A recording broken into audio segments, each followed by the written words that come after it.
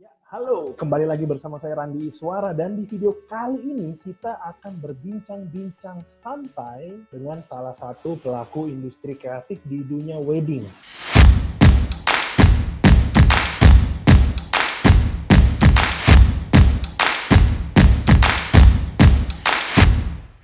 Sudah pasti hampir setiap minggu, Sabtu dan Minggu isinya orang kawin semua. Dan orang sebelum kawin biasanya di foto-foto.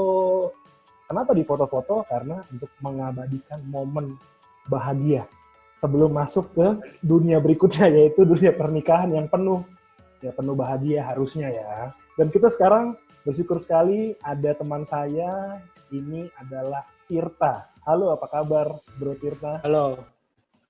Sehat? Jadi gimana? Iya, sehat-sehat. Di tengah pandemi Puji Tuhan tetap sehat. sehat. Puji Tuhan sehat. Baik.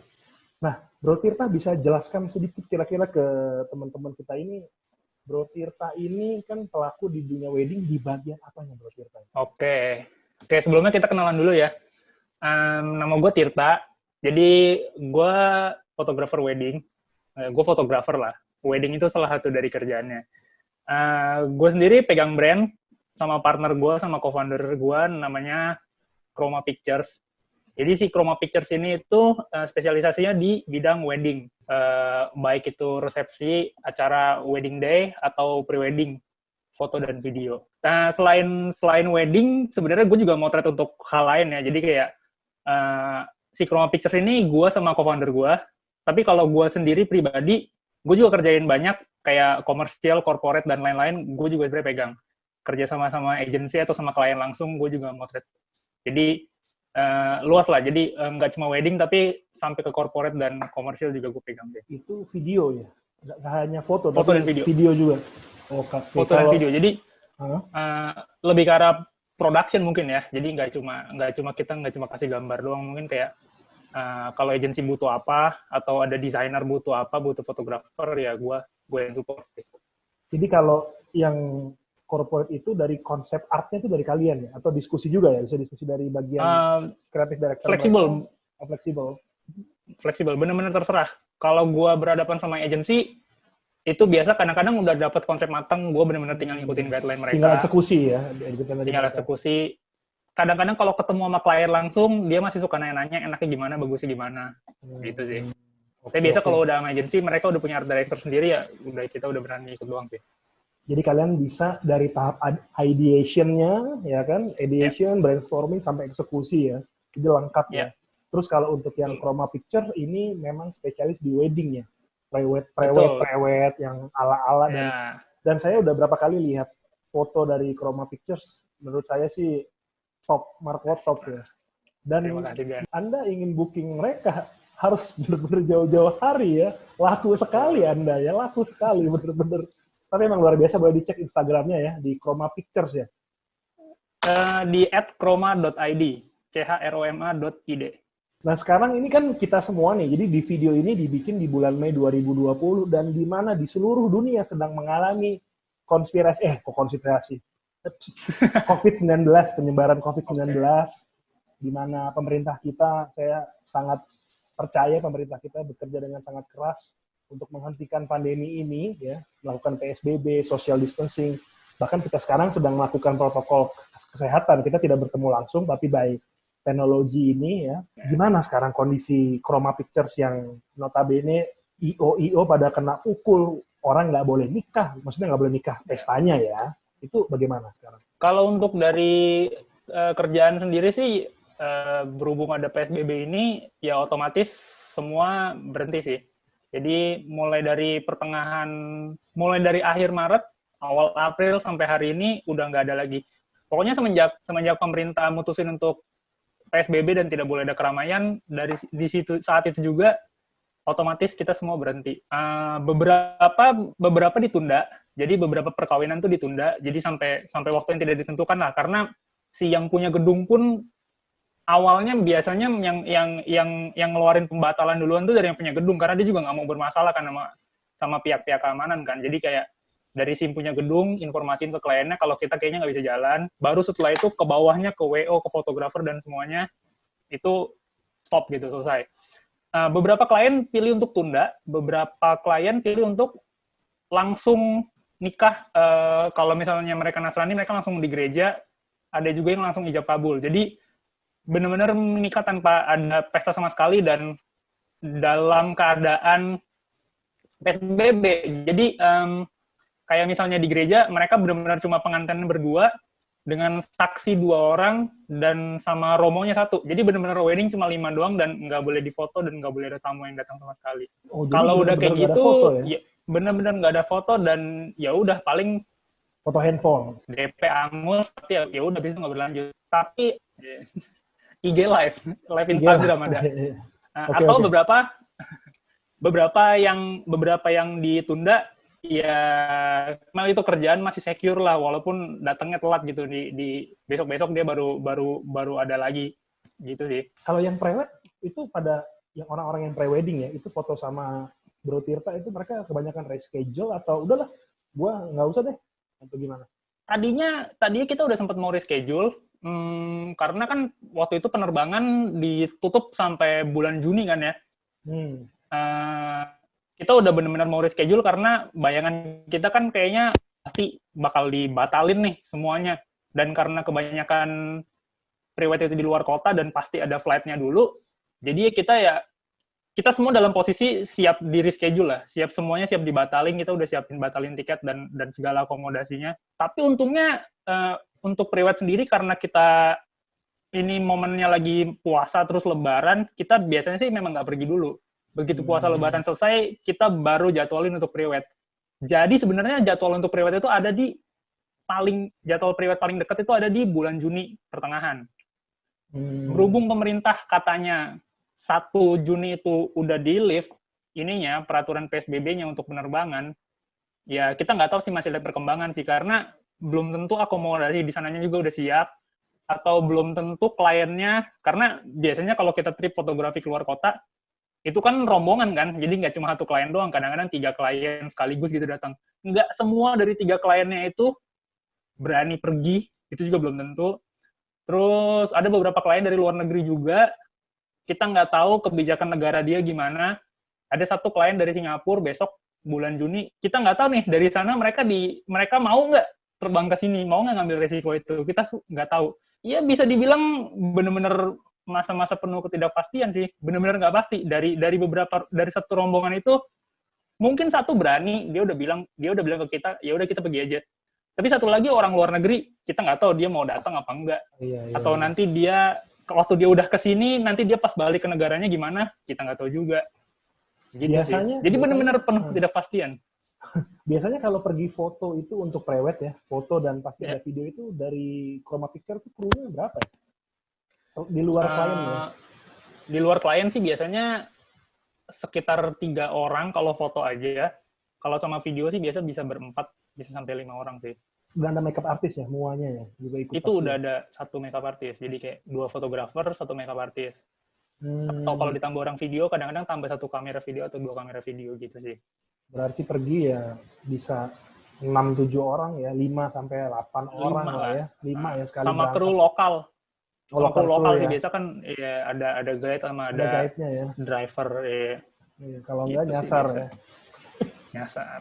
Tapi nyasar itu yang tapi untuk beberapa tempat yang kita udah familiar sih ya biasa kadang kita juga suka bawa mobil sendiri sih. Nah, sejauh ini Bro Tirta di Indonesia lokasi mana yang menjadi favorit Anda sendiri nih untuk foto prewed nih? Kalau untuk Chroma Picture sih masih Sumba dan Bromo sih 2 tempat itu. Sumba dan Bromo ya. Ya, Sumba dan Bromo dan besok ini yang bulan Juni berangkat ini sebenarnya ke Sumba dan itu ada 3 klien. Dan ya logistiknya sendiri kan sebenarnya kan nggak murah kan. Kita keluar tiket untuk 3 orang, akomodasi di sana, hotel dan mobil dan driver. Itu lumayan sih. Jadi dengan ketidakpastian kayak gini sih lumayan berasa sih, bingung sih kayak mau gerak kemana dan gimana gitu, pusing juga. Biasanya untuk orang-orang yang foto prewed itu di Chroma Picture itu mereka sudah DP terlebih dahulu atau sudah pelunasan sebelum berangkat atau bagaimana? Kalau misalnya untuk wedding day itu biasa 1 hari setelah wedding pelunasan sih. Jadi awalnya DP dulu sekian persen, nanti 1 hari setelah wedding tuh udah buka-buka angpau tuh, baru pelunasan sih biasanya. Baru pelunasan ya. Oke, jadi memang baru pelunasan. saling ya win-win solution ya, kan dapat angpau dulu baru itu ya. Iya. Jadi biasanya sebelum ada pelunasan, walaupun kita udah jalan motret, tapi biasa filenya kita belum kasih sih. Jadi begitu udah ada pelunasan, baru file kita proses, baru dia bisa pegang. Gitu sih. Oke. Itu paket-paketnya kisaran belasan ya, sampai puluhan ya? Untuk paket wedding day, foto dan video itu kita start paling murah dari 20 sih. Oke. Ini yang wedding day ya? Yang prewednya? Iya, untuk yang wedding day. Untuk prewednya kita di 12. Itu untuk foto aja. Itu foto aja ya, di luar itinerary, biaya operation dan sebagainya ya? Di luar akomodasi dan di luar makeup artist. I see. Bisa, makeup artist bisa dari kita, atau bisa pilihan klien bebas sih. Oke. Jadi sekarang memang ya itu tadi sih. Kemarin juga saya ada video juga dengan salah satu rekan saya di industri musik, dan memang yang namanya COVID-19 ini menghantam sekali ya dunia kita, dunia kreatif ya, sangat menghantam. Dunia yang lain, dunia farmasi sedang naik daun farmasi. Tapi dunia kreatif, masalah utamanya sekarang adalah, bener nggak sih, setuju nggak sih ketidakpastian ini sampai kapan ini, bener kan? Kalau kita lihat hari ini, video ini sekitar di pertengahan Mei, kalau lihat grafik ya di saat diciptakan itu grafik Indonesia makin naik. Anggap hal, if ini sampai 2 bulan lagi, apa yang akan Bro Tirta lakukan sebagai seorang pelaku industri kreatif di bidang fotografi sekarang? Yang notabene sumber penghasilannya kan sekarang tertutup kan? Iya. Sebenarnya ada beberapa peluang sih, karena kan seperti yang kita tahu sekarang masa PSBB orang semua di rumah, dan mereka kayak mulai apa ya, mencari penghasilan alternatif lah, kayak orang-orang udah mulai bikin makanan beku atau kayak industri kuliner yang rumahan skala kecil menengah itu kan sekarang lagi booming banget kan.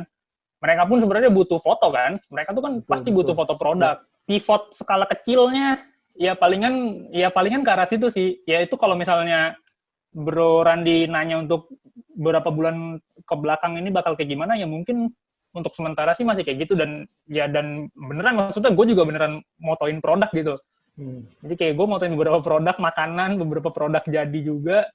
Ya itu untuk pivot skala kecil, tapi untuk jangka waktu panjangnya sih, wah ini benar-benar kita nggak tahu sih, benar-benar kayak misalnya gue fotografer wedding gitu, sampai vaksin ditemukan kayaknya kita agak susah kan kumpul datang ke sebuah acara, kayaknya itu hal yang sangat bisa ditunda kan. Jadi kita nggak tahu nih, maksudnya ya orang nikah bisa aja nikah gitu, tapi apakah butuh fotografer atau di masa-masa sulit kayak gini, di mana penghasilan juga menjadi tidak menentu, apakah budget untuk kebutuhan tersier macam fotografi ini masih dialokasikan? Ya. Tahu. Betul. Iya, kita juga nggak tahu. Iya, jadi untuk sementara waktu kita masih bisa lah ngerjain foto-foto lain gitu, seperti foto produk, makanan dan lain-lain. Tapi untuk jangka panjang kayaknya sih kita beneran harus mikirin alternatif. Ya kasarnya alternatif kerjaan lain lah. Alternatif kerjaan lain ya. Tapi yang masih berhubungan dengan tadi itu ya, fotografi. Karena Bro Tirta, kekuatan utamanya kalau dalam bisnis, your strength itu ya di fotografi, itu di sisi art itu ya. Mungkin Bro Randi juga udah tahu. Kebetulan selain 2 kerjaan saya itu wedding dan commission fotografi itu, gue juga lumayan sedang memulai karir lah, bukan sedang memulai karir. Sedang mulai mencoba-coba untuk ngejalanin fine art fotografi. Jadi fine art fotografi itu seperti foto sebagai sebuah benda seni gitu. Jadi gue juga udah mulai coba-coba, dan sebenarnya udah agak mulai jalan dikit sih. Kebetulan gue udah di sign kontrak sama salah satu galeri di Jerman. Mantap. Jadi galerinya sendiri pusatnya tuh ada di Jerman, tapi tersebar di seluruh dunia sih ada sih. Kayak dari USA sampai Asia itu ada. Dan sebenarnya gue juga cukup melihat ini sebagai peluang karena orang kan jadi bakal sering di rumah kan. Iya. Mereka mulai banyak ngerjain project-project kayak dekor ulang rumahnya, beresin tamannya, ngerjain hobi-hobi lain gitu. Jadi kebetulan banget kemarin 2 minggu lalu gue baru dapat report penjualan di galeri itu. Surprisingly di masa-masa pandemi ini penjualan tuh masih ada. Kita nggak bisa bilang banyak sih, cuma gue nggak bayangin kayak, wah kalau foto pajangan itu kan hitungannya kan foto pajangan kan, jadi kayak kita beli foto ukuran berapa untuk ditaruh di rumah gitu, ditempel di tembok atau gimana di kantor. Ini fine galerinya adalah dia bukan menjual benda seni seperti apa namanya pas atau apa, tapi khusus hanya foto ya, foto yang dijadikan barang art. Ya, foto dan digital art. Jadi kayak foto digital art itu seperti apa ya?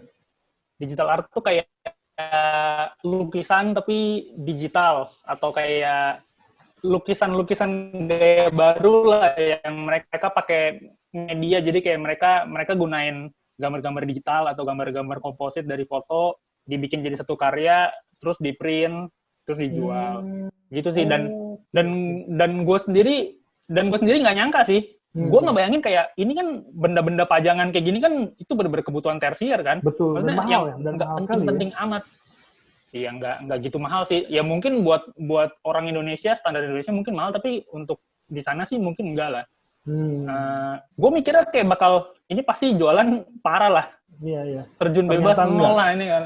Iya, ternyata enggak. Jadi untuk gue pribadi beruntung ada ngerjain ini juga. Jadi kayak masih ada sedikit harapan akan sebuah alternatif gitu lah.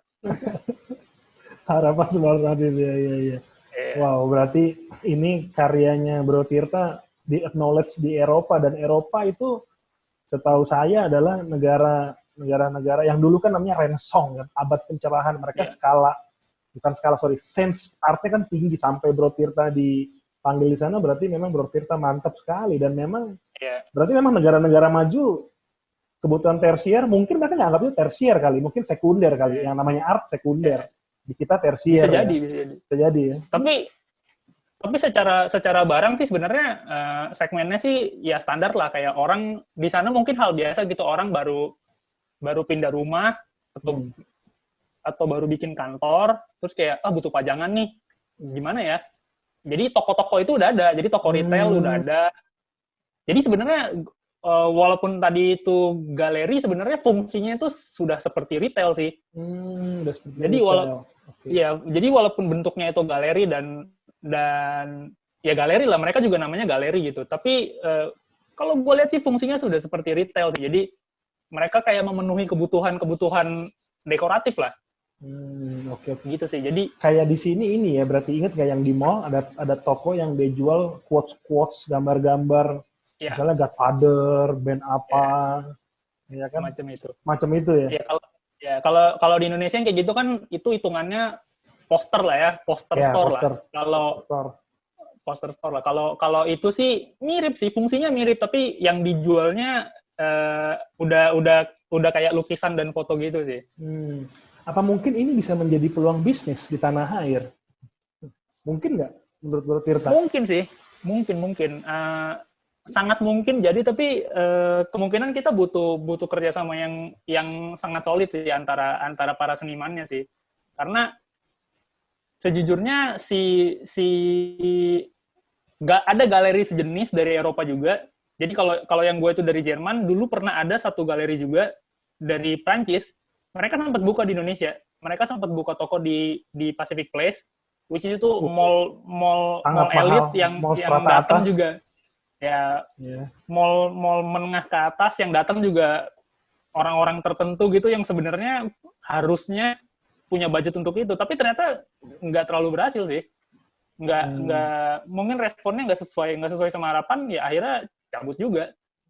Jadi kalau mau ngomong peluang, sangat bisa jadi peluang asal kita solid sih. Jadi karena kan ya untuk Indonesia apalagi kebutuhan kayak gitu kan masih price sensitif lah. Apalagi ya tahu sendiri lah, apresiasi kita sama karya seni juga kan ya gitu, belum semaju Eropa lah. Belum semaju Eropa, betul. Iya, jadi kita perlu selain sosialisasi karya, ya mungkin dari sisi harga juga kita perlu adjust lah. Kita berkonsolidasi untuk adjust harga lah. Jadi kalau misalnya kita pakai standar luar negeri untuk jualan di sini sih kemungkinan sulit sih. Iya, sangat sulit. Tapi kalau misalnya kita semua sepakat kalau ya ayolah kita layanin pasar Indonesia ini, pasar dekorasi Indonesia, mungkin bisa sih. Mungkin bisa. Iya.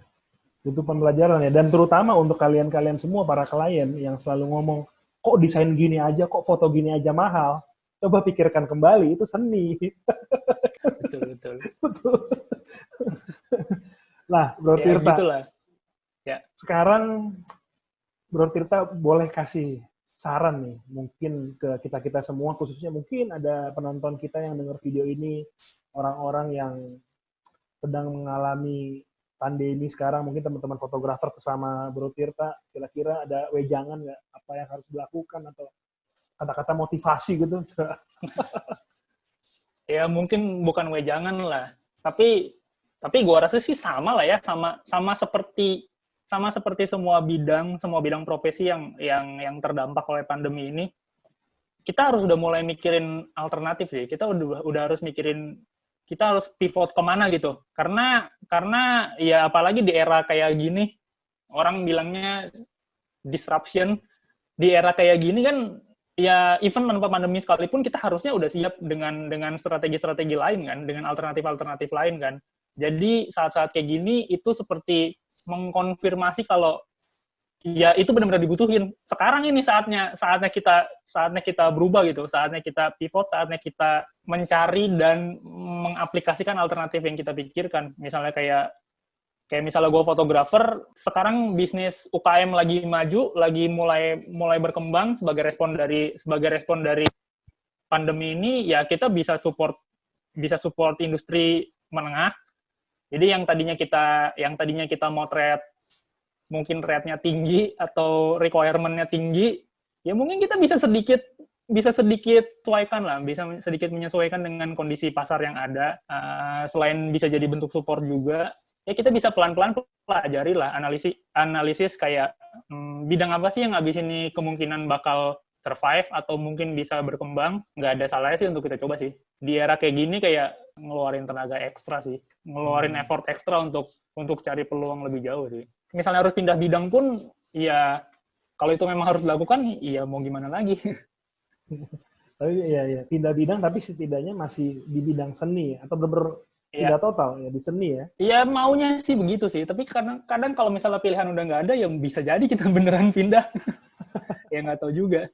Iya. Tapi yang perlu diingat juga, ya kita semua yang kayak gini tuh nggak kita sendiri ya. Maksudnya semua orang di seluruh dunia pun ngalamin hal yang sama. Jadi kalau misalnya bakalan ada pergeseran dari segi industri atau dari cara hidup, mungkin pergeseran itu akan beneran terjadi dengan lebih cepat di luar bayangan kita. Karena semua orang di seluruh dunia bergerak ke arah yang sama gitu. Jadi ya mungkin kita nggak perlu terlalu khawatir kalau wah gawat gimana nih, gue benar-benar nggak ada pilihan lain atau gue nggak ada keahlian lain. Tapi kalau dipikir-pikir kayak sekarang seluruh dunia, kayak semua fotografer di seluruh dunia ngalamin hal yang sama kayak gue gitu. Ya mungkin aja industri bakal shifting dengan lebih cepat karena ya nggak ada lagi yang bisa dilakukan. Semuanya bareng-bareng mengalami hal yang sama dan semuanya bareng-bareng bergerak ke arah yang sama mungkin habis ini. Hal ini juga yang saya serukan kepada teman-teman semua. Saya tuh menyerukan yang namanya digital event. Digital event itu adalah integrasi antara dunia fisik, ya, dunia nyata dengan dunia digital. Itu diintegrasikan menjadi satu campaign. Contohnya adalah yang paling sekarang udah terjadi dan akan terjadi adalah konser, di mana konser itu sekarang menggunakan media platform, misalnya Zoom, misalnya apa dan apa. Di mana sebenarnya konsernya masih ada secara physically, tapi platformnya itu menggunakan online. Dan kemarin saya sempat ada bikin video sama salah satu orang di industri musik, ke depan mungkin akan ada namanya virtual konser. Ya, di mana kita konser, kita headbang di dalam kamar. Seolah-olah itu adalah konser yang kayak kita pada normal pada umumnya. Mungkin itu akan menjadi the new normal. Mungkin itu kesana, karena sekarang changing behavior bisa mengubah banyak hal sekali mungkin. Kita tekankan adalah kita harus tetap bergerak ya, kita nggak boleh menerima status quo. Ya udahlah, ini tadi Bro Tirta ngomong hal yang sangat luar biasa sekali ya, kalau memang harus changing bisnis model atau changing untuk bertahan hidup ya ya ganti.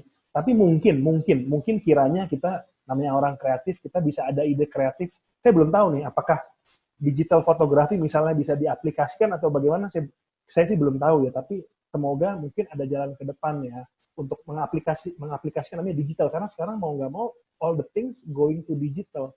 Tapi saya percaya sebagai seorang praktisi event, saya yakin yang namanya event yang secara fisik itu tetap ada, karena manusia itu memiliki touch point yang perlu dikonfirmasi, diafirmasi. Tapi mungkin di generasi berikutnya, generasi alpha sekarang yang anak-anaknya masih kecil, mungkin nanti mereka udah digital minded 100%, di mana mereka nggak suka keluar rumah, mungkin. Kita nggak tahu, cuman ya kita masih keep update ya. Atau mungkin ciptain tren sendiri. Iya. Seperti virus ini kan, sudah tahu siapa yang ciptakan. Apakah sekarang sudah ada vaksinnya? Kita tidak tahu sebenarnya kan. Nah, Bro Tirta, terima kasih banyak Yo, sama-sama. Sharing-sharingnya. Semoga nanti tetap bisa berkarya dan semoga pandemi cepat kelar dan foto-foto lagi. Foto-fotonya keren banget, boleh dicek di Instagramnya. Kalau ingin kerjasama, monggo silakan ke Instagram pribadi Anda sendiri apa? Oh iya, Instagram pribadi di tirta.winata, @tirta.winata tulisan biasa. Untuk wedding itu di chroma.id. Oke. Tetap berkarya semua. Tirta, terima kasih. Yo, sama-sama Randi. Jangan pernah berhenti untuk berkarya. Terima kasih. Betul.